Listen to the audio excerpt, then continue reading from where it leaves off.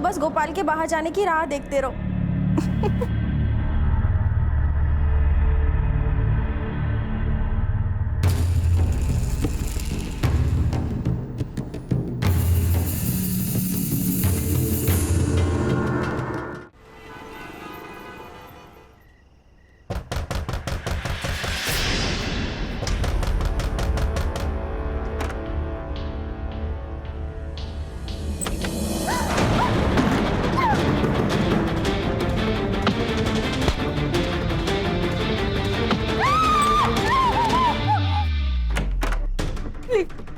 आगे बताना प्लीज, भगवान पाव पड़ती हूँ प्लीज। मैं पूछ नहीं रहा हूँ, सबको बता रहा हूँ। अगर सब कुछ सही रहा तो इसी महीने तुम्हारी शादी हो जाएगी। लेकिन भैया मुझे ये शादी नहीं करनी है। आपने मेरी मर्जी पूछी एक बार?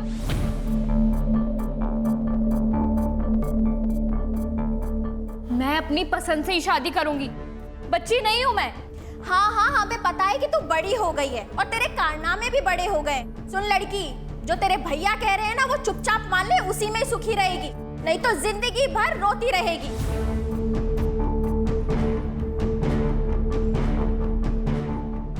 भैया वो समझाती क्यों नहीं हो?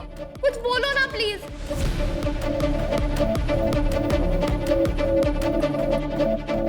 भाई, मुझे तो सुबह से सर्दी बुखार है, मैं तो नहीं जा सकती। तुम दोनों जाकर सारिका के लिए लड़का देखा, और बेटा तुम्हें जो अच्छा लगता है वो करो, और शादी पक्का करके ही आना। माँ जी, आप क्या कह रही हैं? आपकी इतनी तबीयत खराब है, मैं आपको अकेला छोड़कर कैसे जाऊं? एक काम करते हैं, इन दोनों को ही जाने दो। सुनिए जी, आप अपना रिश्ता पक्का करके ही आना।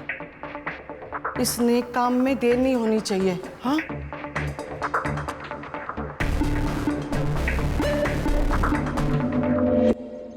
हेलो, मैंने तुमसे कहा था ना भाग चलते हैं, लेकिन तुमने मेरी बात नहीं सुनी। कल भैया मुझे पुणे लेके जा रहे हैं लड़का देखने। नहीं, मुझे शादी नहीं करनी है, मुझे तुम्हारे साथ रहना है। अब तुम ही कुछ करो वरना मैं यहाँ अपनी जान दे दूंगी।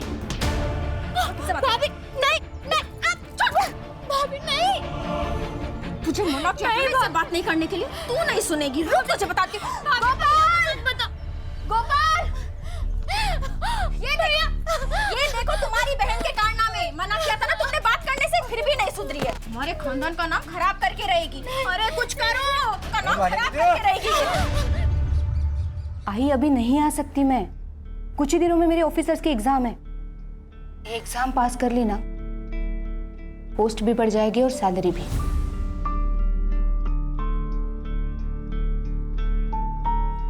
आई सब कुछ भुलाकर मुझे सिर्फ आगे बढ़ना है, नाम कमाना है।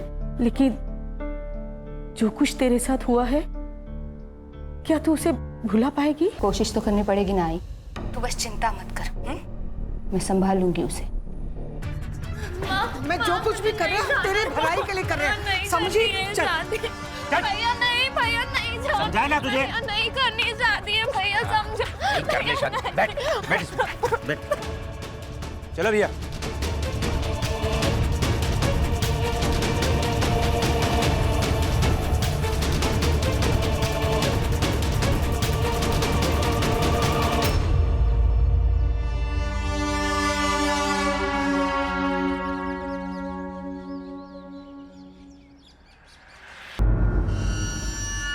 राजू,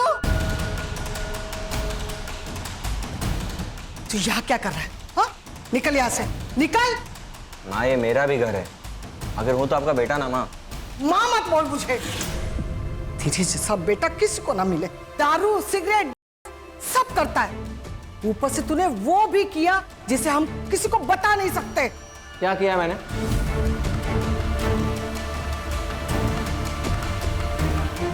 यहाँ पे ना अपने सबके किए की सजा मिल रही, सिर्फ मुझे मत बोलना। माँ जी, खाना खा लेने दीजिए, फिर चला जाएगा। तू तो बीच में बोल ही मत, समझी? सारिका, सारिका, सारिका कहाँ है? वो अपने मामा के पास गई है, तू निकल यहाँ से। झूठ मत बोलो, मुझे सब पता है। अगर सारिका वापस नहीं आई ना, तो पुलिस को बता दूंगा कि आप लोग उसकी जबरदस्ती शादी करा रहे हो। धमकी दे रहा है? धमकी दे रहा है? गर्दुल्ले, तू तो मुझसे बात ही मत कर, मुंह मत लग मेरे। सारिका की जबरदस्ती शादी में होने नहीं दूंगा, समझा? तेरी तो छोड़ो मेरे भाई को। ए तू हटना रे, हट। काकू प्लीज बचा लो, काकू प्लीज उसे रोको ना, प्लीज काकू बचा लो मेरे भाई को। ये बात ना तुझे तेरे भाई को यहाँ लाने से पहले सोचनी चाहिए थी। छोड़ो मेरे भाई को, छोड़ो ना तेजल, छोड़ो मेरे भाई को, प्लीज छोड़ो उसे, छोड़ो ना, छोड़ो मेरे भाई को। आज के बाद दिखा ना तो मुझसे बुरा कोई नहीं होगा। हाँ, तुम लोगों ने अगर सारी जान ले लूंगा सबकी। निकल, चल निकल यहाँ से। चल तेजल।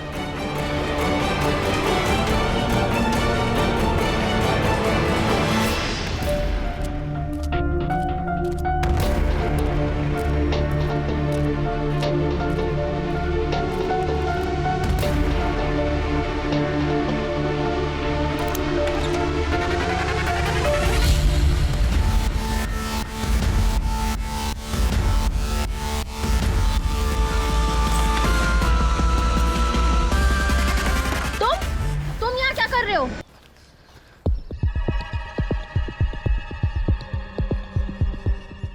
कल का दूध का पैकेट यही पड़ा है।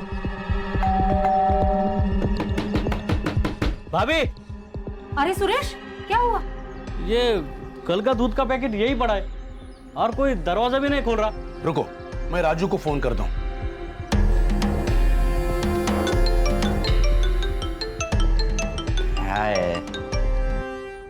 हेलो। अरे राजू, घर में कोई नहीं है क्या? कोई दरवाजा नहीं खोल रहा है। मेरे को क्या मालूम, कहीं गए होंगे। तू फोन रख रहे।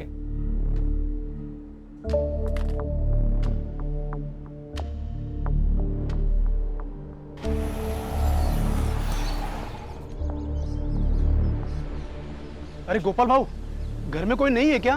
दरवाजा नहीं खोल रहे। क्या?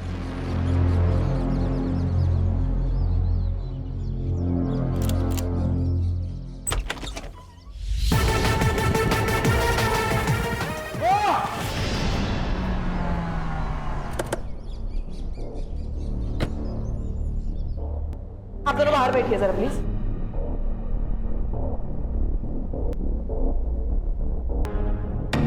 गणेश भाऊ, फोर्स एंट्री चेक कर।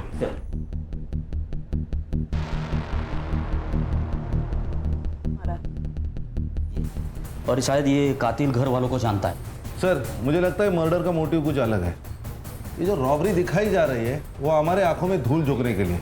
बहुत बेरहमी से मार रहा है। सर, बॉडी डिकम्पोज होना शुरू हो चुकी है। मर्डर को 24 घंटों से ज्यादा हो चुके हैं। Sexual assault? No sir. Sir, PM report के बाद बातें क्लियर हो जाएंगी। और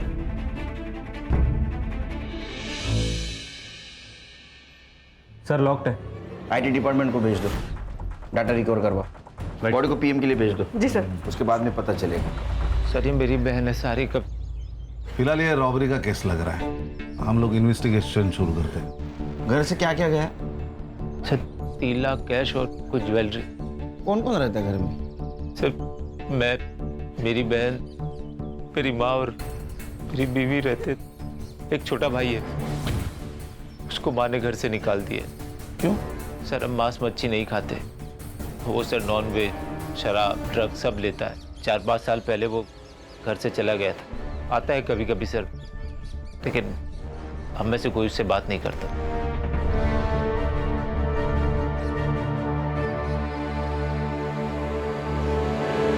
खान, एक ही घर में 2 मर्डर हुए, उसमें से एक सीनियर सिटीजन है। इसके पहले कि सीनियर सिटीजन की सेफ्टी का मुद्दा मीडिया उठा है, ये केस हमें सॉल्व करना होगा। Yes sir.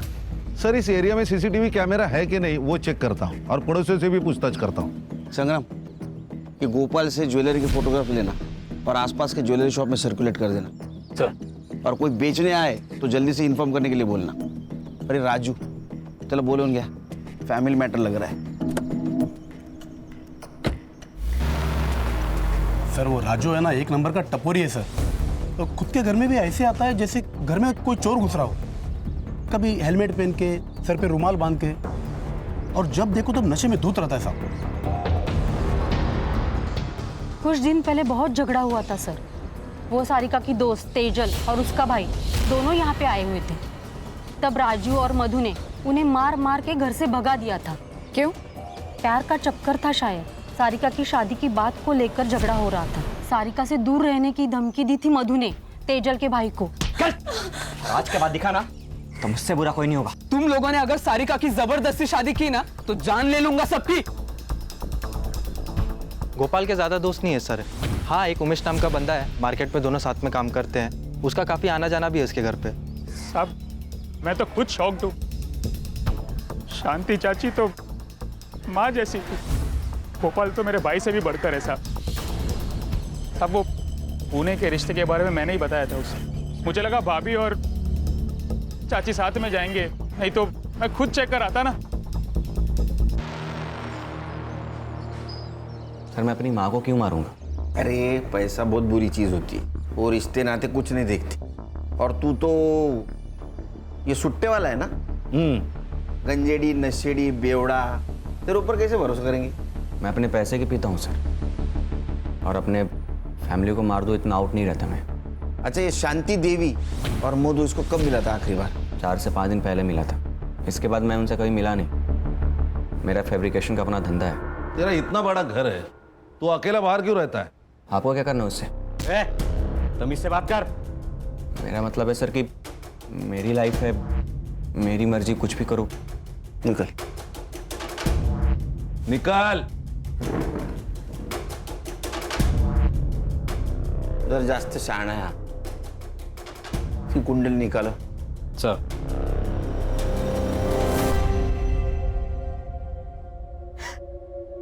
और नहीं छुपा सकती मैं नैना।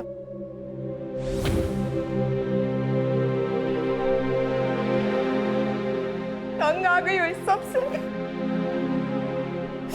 तो क्या सोचा है तूने? यही कि नागपुर ट्रांसफर करवा लेती हूँ आई के पास। तो जो भी फैसला लेगी मैं तेरे साथ हूँ, लेकिन एक बार फिर से सोच ले। तेरी ऑफिसर की एग्जाम होने वाली है कुछ महीनों में। अगले साल अप्लाई कर लूंगी, बस एक बार ये ट्रांसफर हो जाए। इतना आसान नहीं होता है ट्रांसफर होना, तुझे भी पता है, महीनों लग जाते हैं। पता है, लेकिन मेरे पास दूसरा कोई ऑप्शन नहीं है।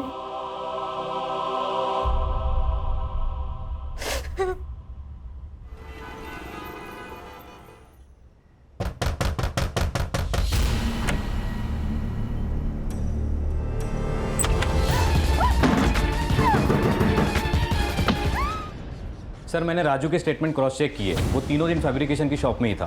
फुटेज भी चेक किए सर। उसने किसी को सुपारी दी होगी, उसके सीडीआर निकालो।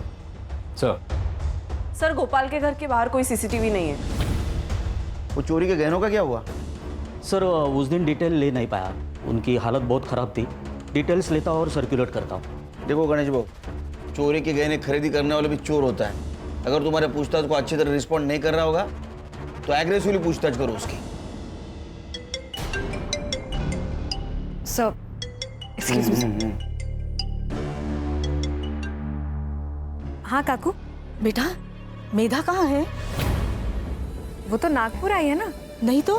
लेकिन वो तो 2 दिन पहले ही नागपुर के लिए निकल गई है। मुझे लगा वो वहीं होगी, इसीलिए मैंने कॉल नहीं किया। नहीं, वो आने वाली थी, लेकिन फिर उसका फोन आया और उसने कहा कि शाम को उसको कोई ज़रूरी काम है, तो वो दूसरे दिन आएगी। मुझे नहीं पता इसके बारे में, मैं पता करके बता दूँ काकू, आप टेंशन मत लीजिए। बेटा जरा जल्दी पता करके बताना मुझे।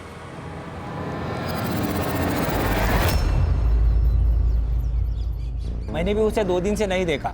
क्या हुआ, सब ठीक है ना? नहीं, सब ठीक है। कभी कभार किसी केस के सिलसिले में शहर से बाहर आना जाना पड़ता है। मैं चलती हूँ।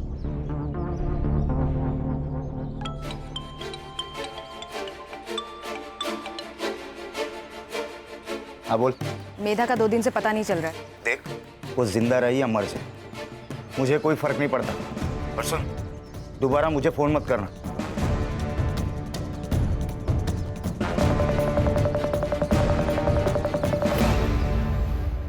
सर एक लड़की की लाश मिली यूनिफॉर्म में, शायद पुलिस वाली है।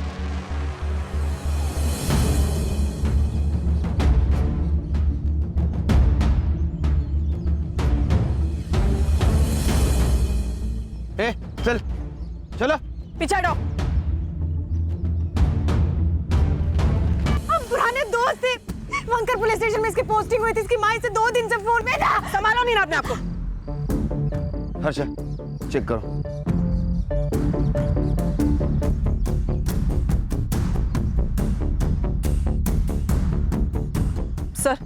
गला घोट के मारा गया है इसे। सर एक पुलिस वाले को वर्दी में मार दिया, ये डायरेक्ट अटैक है डिपार्टमेंट पे। इस एरिया में आने जाने वाले हर रास्ते का सीसीटीवी फुटेज कलेक्ट करो। ये कौन है, इसे ढूंढ के निकाल। Right sir. Virar police station में पोस्टेड थी, वहां उसकी मुलाकात कांस्टेबल प्रमोद से हुई और कुछ ही दिनों में उन लोगों ने शादी कर ली। लेकिन जानवर था वो प्रमोद। सर, प्रमोद को वायलेंट सेक्स करना पसंद था।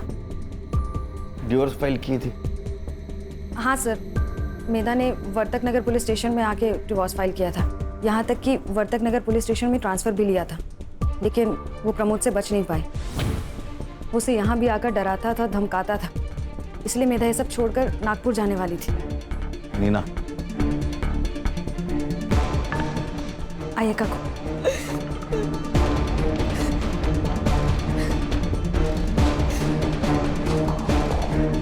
सर, मधु और शांति देवी की पीएम रिपोर्ट आ गई। सर इसके मुताबिक इन दोनों की मौत 16 तारीख को रात 10 से 12 के बीच में हुई थी। किसी शार्प ऑब्जेक्ट से वार किया गया है सर। सेम वेपन है, मार्क्स के निशान। सबके फिंगरप्रिंट्स ले लो और मर्डर स्पॉट पे मिले फिंगरप्रिंट से मैच कर लो। Right sir. सर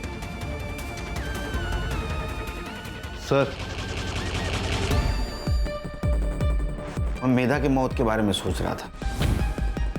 मुझे उसके कॉल डिटेल्स चाहिए जल्द से जल्द। ओके सर, मधु के फोन में ये वीडियो मिला है सर।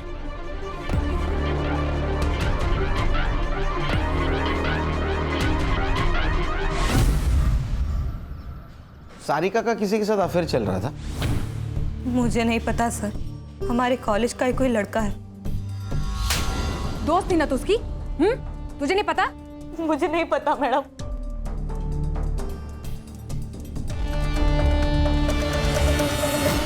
अब सच बताओगी या अभी भी झूठ बोलना है? मैं और सारिका एक दूसरे से बहुत प्यार करते, लेकिन हम जानते थे कि हमारे प्यार को कोई नहीं समझ पाएगा, इसलिए हम दोनों ने एग्जाम्स के बाद कॉलेज से भाग जाने का प्लान किया। लेकिन उसके पहले ही हमारे परिवार वालों को पता चल गया। ये चोट कैसे लगी? मधु ने मारा, इसलिए तूने और तेरे भाई ने मिलकर उसको मार दिया? नहीं सर, मैं और सारिका एक दूसरे से प्यार करते हैं। एक दूसरे के लिए हम जान दे सकते हैं, लेकिन किसी की जान नहीं ले सकते। पिछले 4-5 दिन कहाँ थी तुम? मैं कैफे रुद्रांश में काम करती हूँ, सुबह से शाम वहीं रहती हूँ। ठीक है, जाओ, जरूरत पड़ी तो फिर से बुलाऊंगा। जी सर।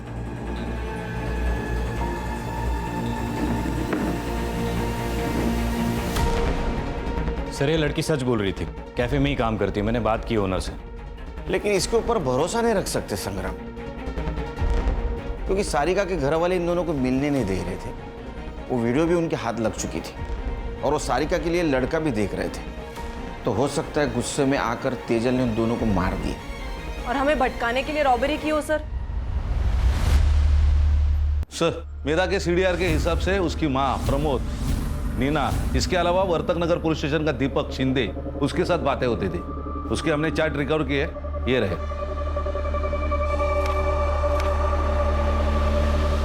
बोला उसको।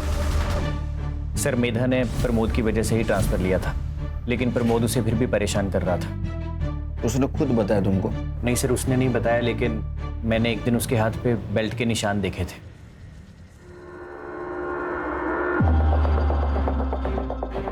मेधा, ये सब क्या है? छुपाने की जरूरत नहीं है, सच सच बताओ। वो वापस आ गया है, अभी भी मारता है मुझे। कहता है जब तक डिवोर्स नहीं हो जाता मैं उसी की बीवी रहूंगी। सर मेधा कंप्लेंट करने से डरती थी और उसने मुझे भी चुप रहने के लिए कहा था। तब सर नीना ने कहा कि उसे नीना कौन? सर नीना काणेकर, सर आप ही के पुलिस स्टेशन में कांस्टेबल है। सर उसने कहा कि थाने डिस्ट्रिक्ट कलेक्टर मिलिंद सुरभे से मिलना चाहिए, क्योंकि उन्होंने ऐसे बहुत सारे केसेस सॉल्व किए हैं। तो सर मेधा उनसे मिलने के लिए गई थी। मेधा से प्यार करते थे तुम? हाँ सर, मैं दिल से प्यार करता था उसे। मेधा, आई लव यू। इससे बेहतर दिन नहीं मिलता मुझे, इसीलिए तुम्हें प्रपोज कर रहा हूँ आज। सारे मर्द एक जैसे ही होते हो ना?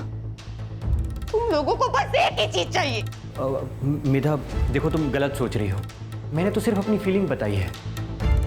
देखो, अगर तुम्हें नहीं पसंद है तो मैं इस टॉपिक के बारे में कभी बात नहीं करूंगा और ना कभी तुम्हें फोर्स करूंगा।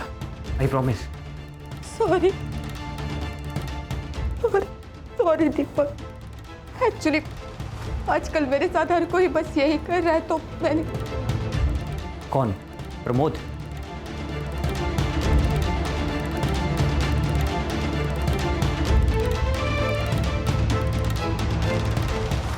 मिलिंद सुरवे। तुम टेंशन बिल्कुल मत लो, मैं सब कुछ संभालूंगा। मैं हूं ना।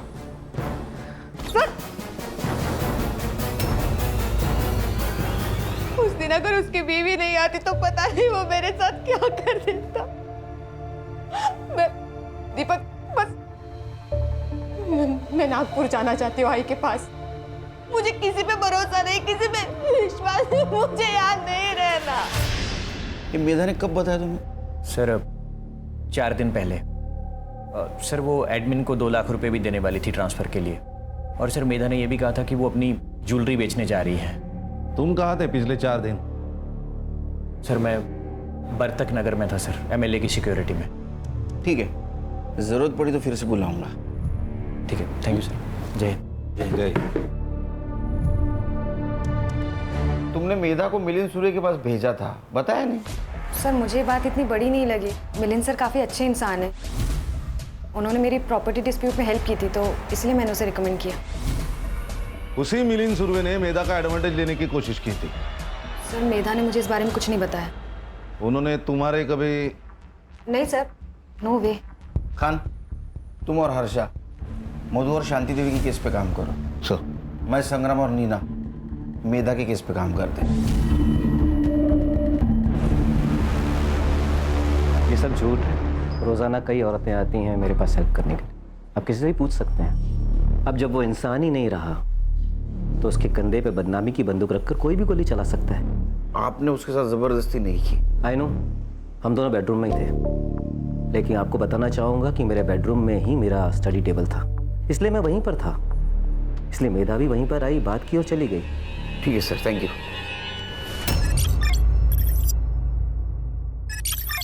सर मैंने सबके रिपोर्ट्स चेक किए, कुछ सस्पिशियस तो नहीं लग रहा सिवाय इस एक कनेक्शन के। सर इन दोनों के बीच काफी कांटेक्ट हुआ है सर, और इनके सोशल मीडिया चैट्स भी है।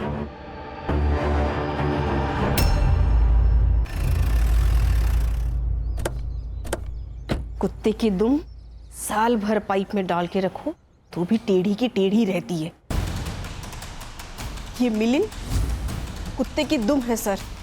खूबसूरत जवान लड़की को देखते ही ये उस पर अपनी बुरी नजर डालना शुरू कर देता है।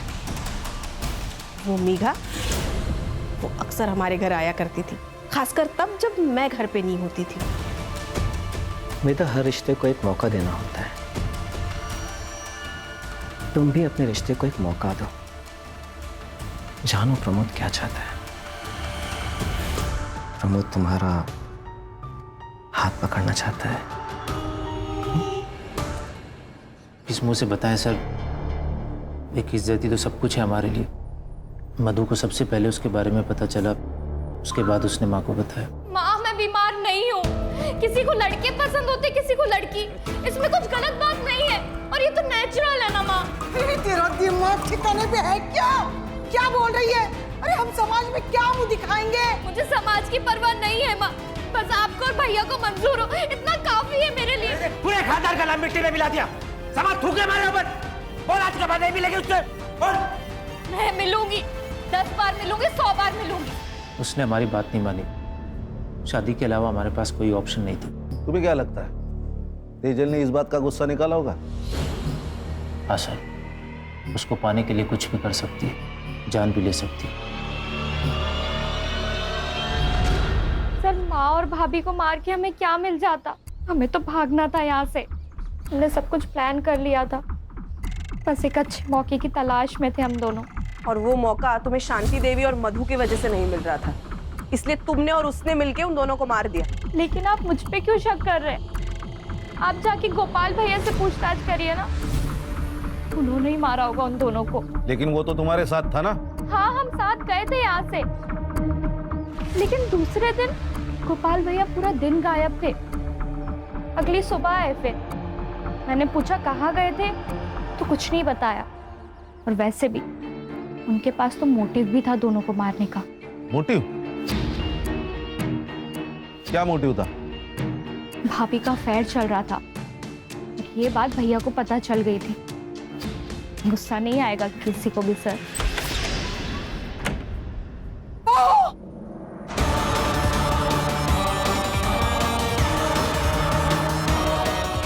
ये सब क्या नाटक लगा है तुम लोगों ने? मुझे शर्म नहीं आई ये सब करते हुए? बताओ बताओ गोपाल को ये सब तू करना चाहिए? बता दो, डरती नहीं हूँ उससे।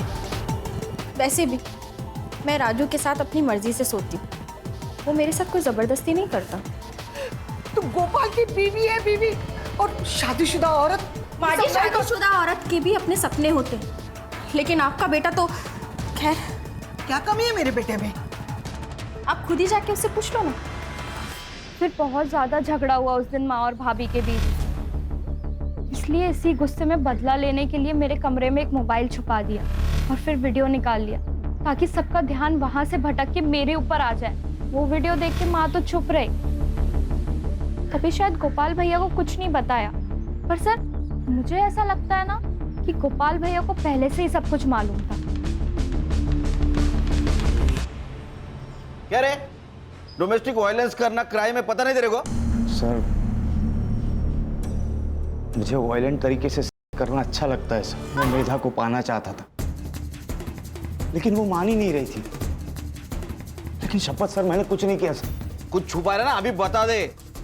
बाद में पता चला तू झूठ बोल रहा तो छोड़ूंगा नहीं तेरे को। सर मैंने जो कुछ कहा है वो सब सच है। ठीक है, जा।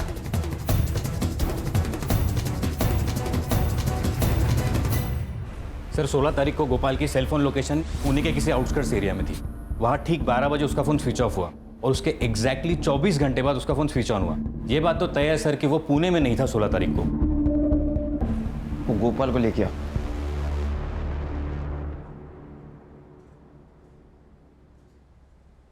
देख गोपाल, तेरे सीडीआर से हमें पता चला है कि तू 16 तारीख को पुणे में नहीं था। तेरा फोन स्विच ऑफ था। कहाँ गायब हुआ था?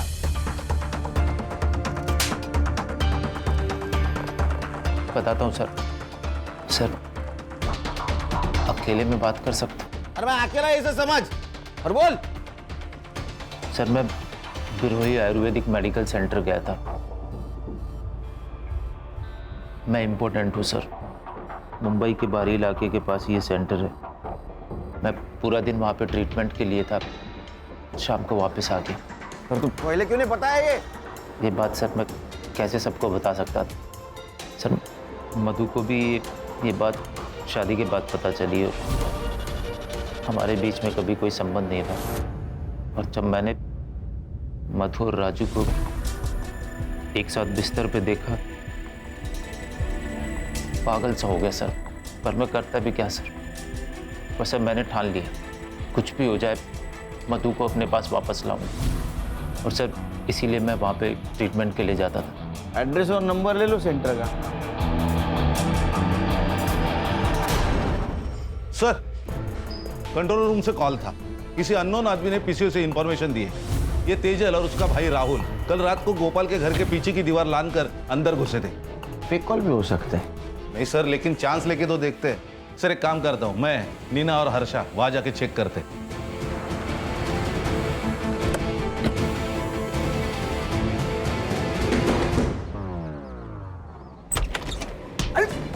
क्या हुआ? अरे आप लोग बैठ बैठ। एक बात बता, 16 तारीख को तू और तेरी बहन गोपाल के घर में क्यों घुसे थे? सर हम लोग तुझसे पूछा क्या?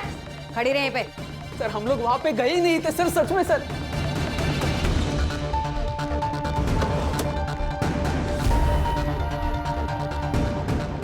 सर आप भरोसा कीजिए, हम कहीं नहीं गए थे उस दिन। तो फिर ये सब ज्वेलरी कहाँ से मिली? हाँ, ये कहाँ से मिला आपको?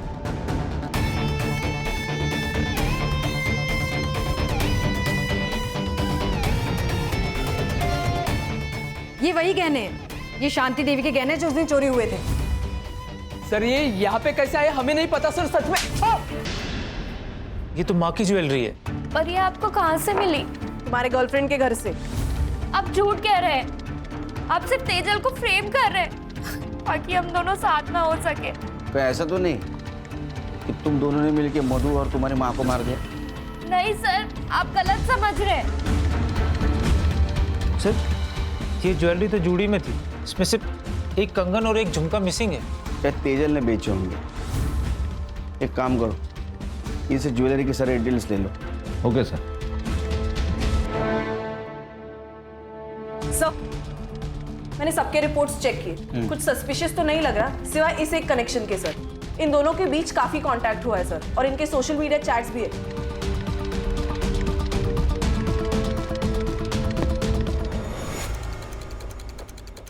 कॉल डिटेल्स और चैट डिटेल्स मिलिंद के साथ अफेयर चल रहा था ना तुम्हारा 1 साल से?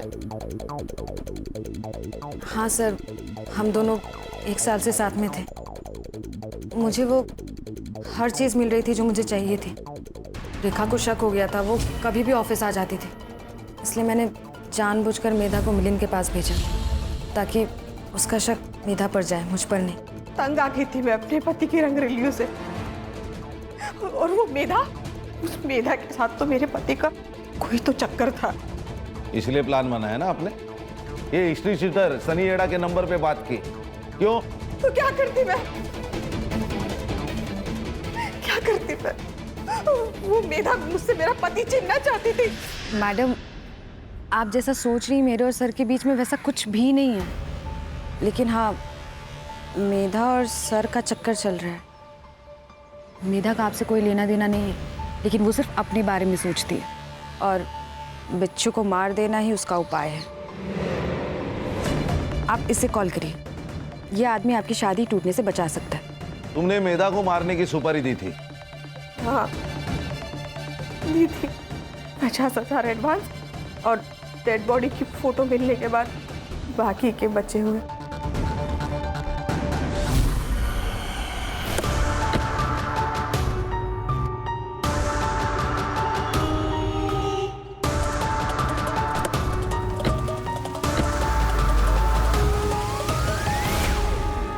साहब, मैंने रेखा मैडम से 1 लाख रुपए लिए थे, और मेधा जब ज्वेलरी शॉप से निकल रही थी तो मैं उसका पीछा कर रहा था। मैं उसका पीछा कर रहा था और वो किसी और का पीछा कर रही थी।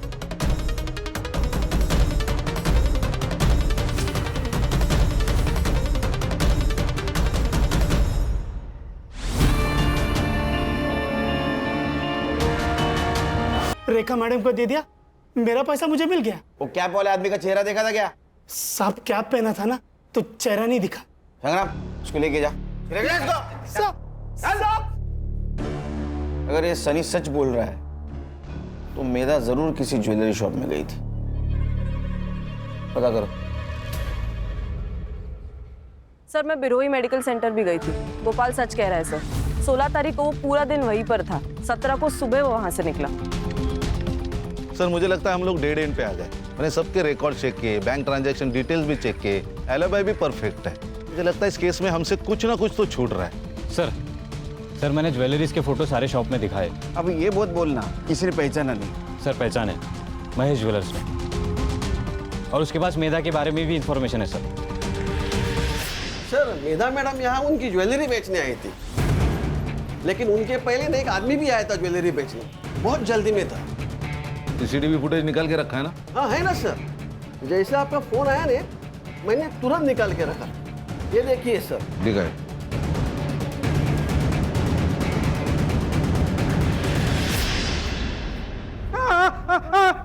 बताता हूँ, बहुत कर्जा हो गया था। एक नया बिजनेस स्टार्ट किया था, फ्लॉप गया। गोपाल मेरा बहुत अच्छा दोस्त है, मुझे सब बताता था। उसने बताया था कि चाची ने सारिका की शादी के लिए 3 लाख के गहने बचा के रखे। तभी प्लान बनाया कि उन लोगों को पुणे बेचकर घर लूटूंगा।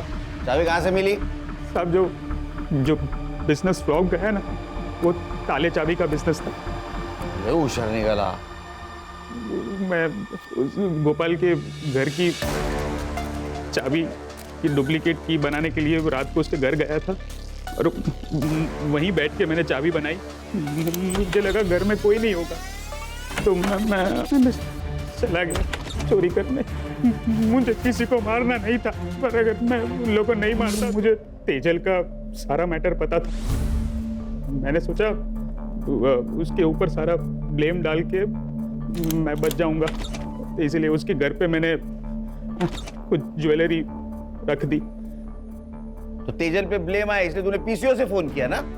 मुझे पता था कि वो दिव्यांग पीसीओ बॉक्स है, वहाँ का ओनर सिर्फ सुन सकता है, देख नहीं सकता। मेधा को क्यों मारा? तुझे पता था ना वो पुलिस वाली है। मैं उसे नहीं मारता तो मुझे पकड़ लेती उसने। अरे मोटा भाई, अभी तो इतना ही कैश है, बस 15 मिनट रुको ने, मैं आपको पूरा कैश दे देता हूँ। हाँ ठीक, नहीं इतना ठीक है। अरे गिन तो लो। अरे हाँ, कौन ये? अरे मैडम पता नहीं, आपको देख के भाग गया। तो ये चोरी का माल तो नहीं है? उसने मुझे ज्वेलरी शॉप में देख लिया था और मेरा पीछा कर रही थी। अब मुझे नहीं मार रहा था।